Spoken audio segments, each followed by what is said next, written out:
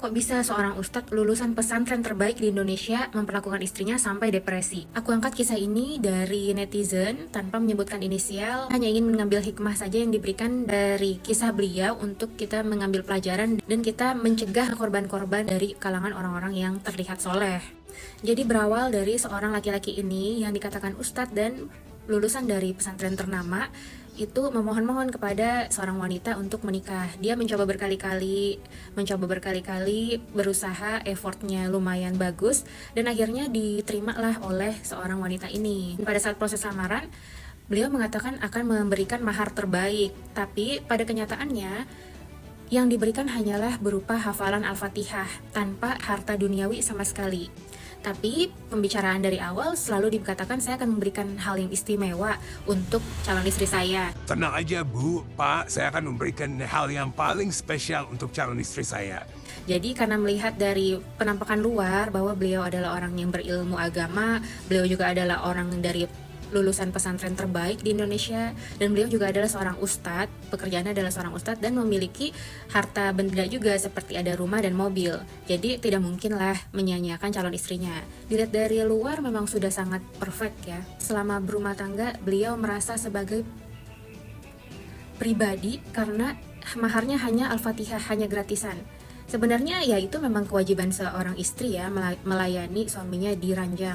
Tapi kemudian bagaimana akhlak sehari-harinya? Apakah hatinya juga dibahagiakan oleh suaminya? Kalau hatinya dibahagiakan, mau cuman maharnya Al-Fatihah, itu nggak akan menjadi sebuah problem ya. Tapi di sini Bu ini menceritakan bahwa suaminya itu otoriter, selalu mengatakan kalau kamu nggak nurut kamu bakal kena dosa, kamu bakal jadi istri yang durhaka. Pokoknya intinya menekan istri supaya melayani apapun yang dia inginkan dengan cara menggurui atau mencerca melalui dalil-dalil agama. Ibu ini yang merasakan bertahun-tahun hidup bersama orang yang seperti ini pasti udah sangat-sangat capek juga mental dan batinnya, dan akhirnya ibu ini memilih untuk mengajukan cerai. Nah, satu hal yang mau aku sampaikan di sini bahwa kita sebelum memasukkan seseorang ke dalam hidup kita, apalagi seseorang yang tahtanya paling tinggi, yaitu suami, tahtanya tertinggi dibanding orang tua kita ya. Kata-katanya itu yang paling kita dengarkan dan pendapatnya itu yang paling menentukan kehidupan kita nantinya. Jadi sebelum kita memasukkan orang baru ke dalam hidup kita, kita harus pastikan nih, orang ini adalah orang yang memang baik akhlaknya. Bukan banyak ilmu agamanya. Kalau sebagai ustadz, sebagai pengajar fikih, pengajar Al-Quran dan hadis, memang dibutuhkan kualifikasinya banyak pemahaman agama. Tapi kalau mau jadi suami, kita harus pastikan dia itu akhlaknya yang baik.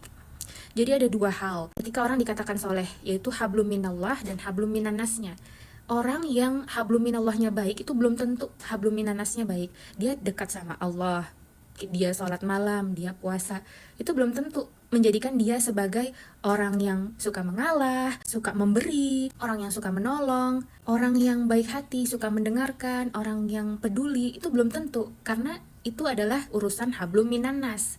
Dan ada juga orang yang hablum minannasnya baik, sangat baik, dia sangat care sama orang lain, tapi dia tidak mendekatkan diri pada Allah, itu juga tidak baik, karena nanti pada ujungnya kita akan dipertanggungjawabkan akan ke surga atau ke neraka dengan ibadah-ibadah kita. Jadi harus balance nih, kita bukan mencari yang sempurna, tapi kita meminimalisir kejahatan yang akan terjadi dalam diri kita, karena kita akan memilih pendamping hidup.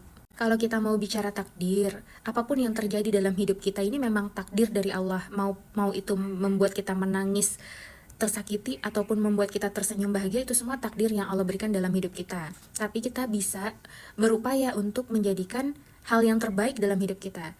Tapi memang kalau yang terjadi adalah hal yang buruk, berarti itu adalah ujian untuk kita.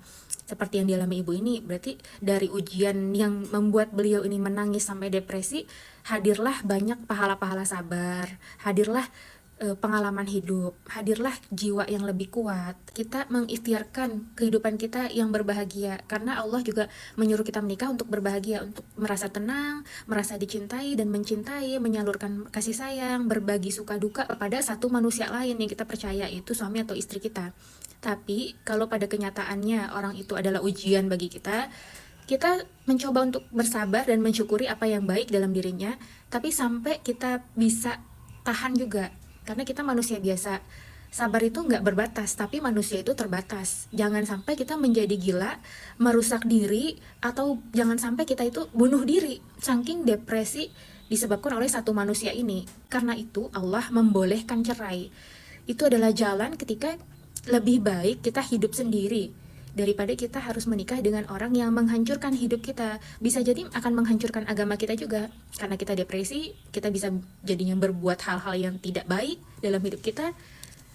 Lebih baik kita berpisah secara baik-baik. Dari kejadian ibu ini, kita jadi bisa berpikir bahwa sebelum kita memasukkan seseorang ke dalam hidup kita harus pastikan orangnya itu baik, orangnya itu lembut, soleh, bukan cuma kepada Allah tapi kepada keluarganya juga, dan kepada teman-temannya, kepada makhluk hidup, tumbuhan, dan juga termasuk kepada istrinya nanti, yaitu kita.